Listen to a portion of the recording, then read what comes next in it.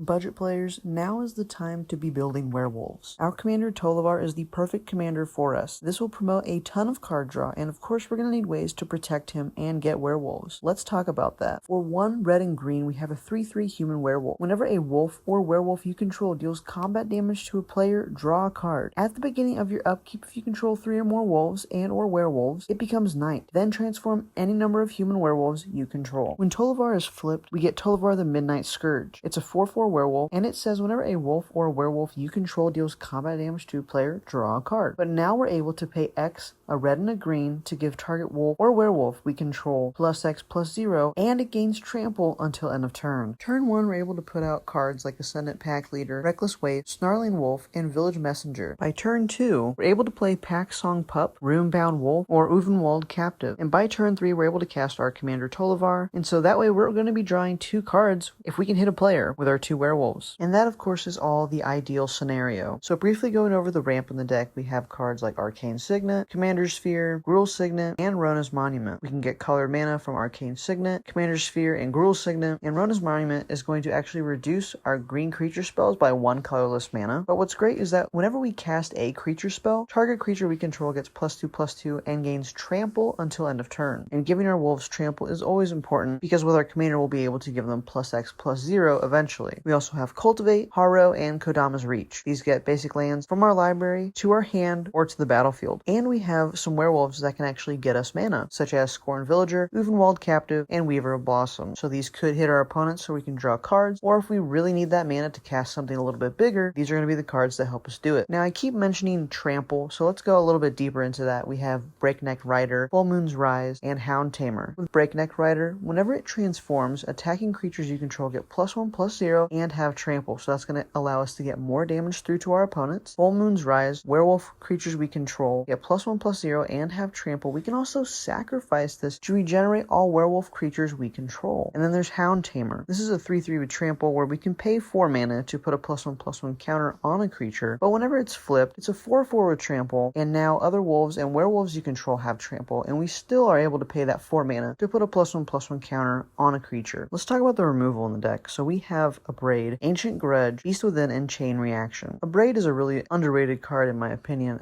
Originally, I did not like this card, and that was about a year ago, I believe. But for 2 mana, we can Lightning Bolt something, or we can destroy target artifact, and I like the versatility that it gives. Ancient Grudge. So for 2 mana, we can destroy an artifact, and we can also pay a green for its flashback cost, so when it's in our grave, we can just pay 1 green mana, exile this card, and destroy another artifact. Beast Within is a great commander card. We get to destroy target permanent, so this can be an enchantment, an artifact, a creature, a land, whatever we need, and its controller gets a 3/3 green beast creature token. Chain Reaction. So this deals X damage, where X is the number of creatures on the battlefield. This, in my opinion, is a great budget board wipe, and it's really good whenever one of our opponents has a huge amount of tokens of creatures on their battlefield. This really takes advantage of that. We also have Chaos Warp, Croson Grip, and Return to Nature. You can take any permanent, have their owner shuffle their library, and flip a card from the top of it after it's been shuffled, and either put it on the battlefield if it's a permanent, or it goes to their hand. Croson Grip is another great one. With Split Second, players are not going to be able to respond to it. We can get to destroy an artifact or enchantment. Return to Nature is another great underrated budget card. For 1 and a green, we get 3 options. We get to destroy an artifact or exile a card from someone's graveyard. Moving on to the token makers of the deck, we have Child of the Pack, Howling Moon, Kessig Cagebreakers, and Silver Fur Partisan. We can pay 4 mana and get a 2/2 wolf creature token. This also flips to a 5/5 with trample, and other creatures we control get +1/+0. Howling Moon says that at the beginning of combat on our turn, target wolf or werewolf we control gets +2/+2 until end of turn. Whenever an opponent casts their second spell each turn, we're going to create a 2/2 green wolf creature token. This is an amazing card. Kessig Cagebreakers. So whenever this attacks, we're going to get a 2/2 green wolf creature token that's tapped and attacking for each creature in our graveyard. Silver Fur Partisan. Whenever a wolf or werewolf becomes the target of an instant or sorcery spell, we create a 2/2 wolf creature token and put it on the battlefield. There's also Torils Hot Master. So for 6 mana, we get a 6/6, and when it enters the battlefield, we create 2 green green wolf creature tokens. Whenever it becomes transformed, it's going to enter the battlefield, and when it attacks, we're going to create 2/2/2 green wolf creature tokens. We can also pay 2 and 2 green, and another target wolf or werewolf we control fights target creature we don't control. Next, let's talk about how we can start protecting our commander, and we can do that with 2 cards that are great for budget. That's Mask of Avacyn and Mirror Shield. This is going to give our commander hexproof, and they're way cheaper than Lightning Greaves, and you can pick these up both for less than $1. So besides our commander, how are we going to start drawing cards in this deck? Well, we have Beast Whisperer. Whenever we cast a creature spell, we're going to draw a card. So we'll put one from our hand onto the battlefield, and we get to draw and fill that spot right in our hand again. Next is Glorious Rise for 3 and 2 green. At the beginning of combat, on our turn, we get to choose one. We can give our creatures +1/+1 and gain trample. We can give a land, tap, add 3 green, or we can draw a card if we control a creature with power 3 or greater, and our commander meets that. We get to draw an extra card during our combat. Lambholt Elder. So whenever it transforms, it's going to become Silverpelt Werewolf. Whenever that deals combat damage to a player, we get to draw a card. Now, I actually did put Rage Reflection on here, and I realized it does not let you draw a card because it gives our creatures double strike. But what's important is that it gives our creatures double strike. If we read our commander, it says whenever a wolf or a werewolf deals combat damage to a player, draw a card. So this will hit our opponents twice. So we get to draw 2 cards whenever one wolf or werewolf hits an opponent. Next is Ranger's Class. This may not look like it, but in my opinion, I count this as card draw.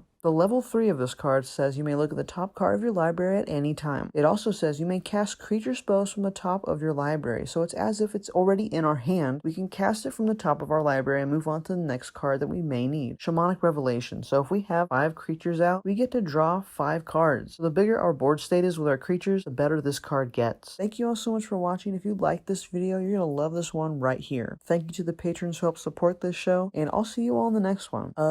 Peace.